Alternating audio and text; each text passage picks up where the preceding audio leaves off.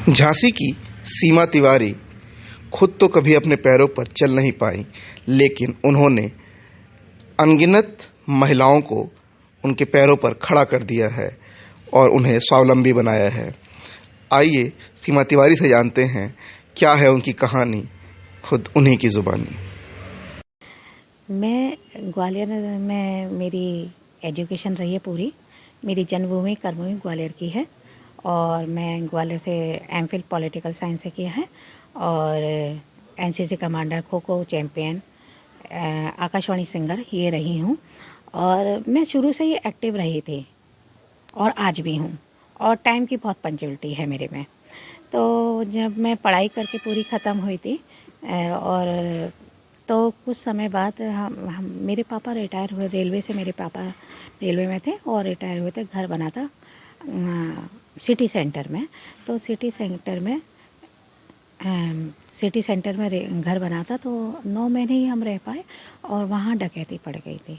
आधे फल्लांग पे पुलिस चौकी थी और पुलिस चौकी जाने के लिए ऊपर से 25 फुट से कूटी, तो वहाँ पे जो खंडे पड़े थे उस पर मैं गिर गई, जिससे मेरी रीढ़ की हड्डी टूट गई।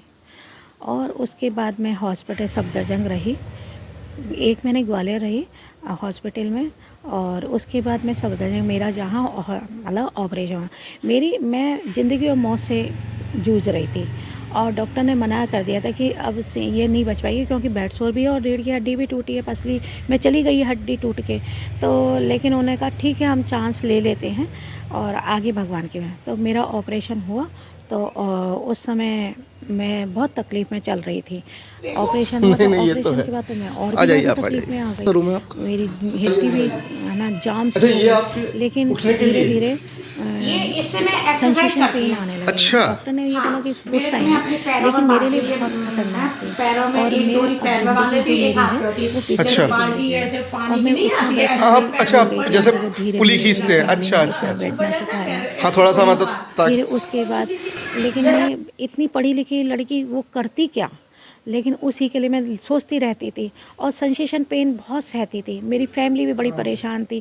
72 घंटे मैं सेंसेशन पेन से चीखती थी।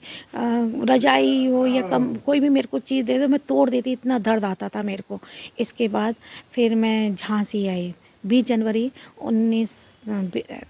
जनवरी 2000 में। जब मैं झांसी आई तो मैं इधर की कुछ भी नहीं जानती थी और मैं धीरे धीरे यहाँ ठीक भी होने लगी।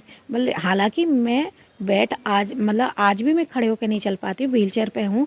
मेरा दैनिक कार्य बिस्तर पर ही होता है आज भी, लेकिन मेरे हाथ में हुनर बहुत था। तो धीरे धीरे टॉयज़ सिखाने लगी, तो यहाँ की लड़कियाँ टॉयज़, स्कूल की बच्चे टॉयज़ सीखने आने लगे। ऐसे करके मेरी एग्जीबिशन लगी 2004 में यहाँ पर और उससे मैं लोग मुझे पहचानने लगे।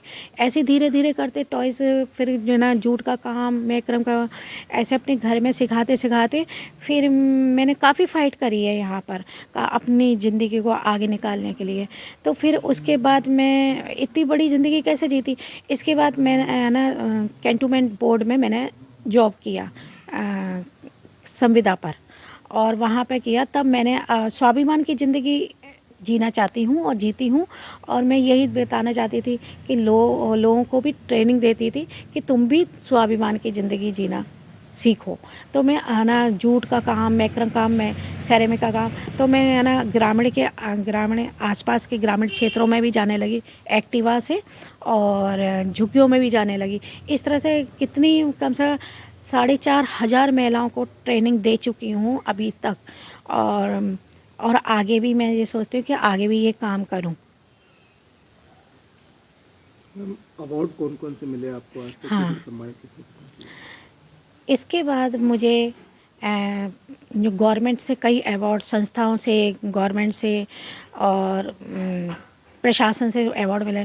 मेरे को अभी जो मिला है, पहले मेरे को 2015 में मुख्यमंत्री से वीरता यश भारती के तहत महारानी अहिल्याबाई होलकर वीरता पुरस्कार मिला और मुझे राज्य स्तरीय पुरस्कार भी मुझे उत्तर प्रदेश सरकार ने दिया और मुझे राष्ट्रपति पुरस्कार मिला है दिसंबर में।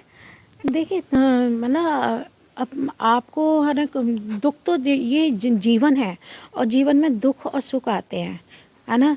तो ये नहीं है कि जब सुख आए तब खुश हो और दुख में आप सुसाइड कर लो। तो उसको है ना, दुख से ही तो हमें बहुत कुछ सीखने को मिलता है, वही तो हमारी परीक्षा होती है। और उस परीक्षा में आप पास ना हो के आपने सुसाइड कर लिया, तो ये गलत है। आप उसका सामना करो, वो ही हमारी परीक्षा होती है।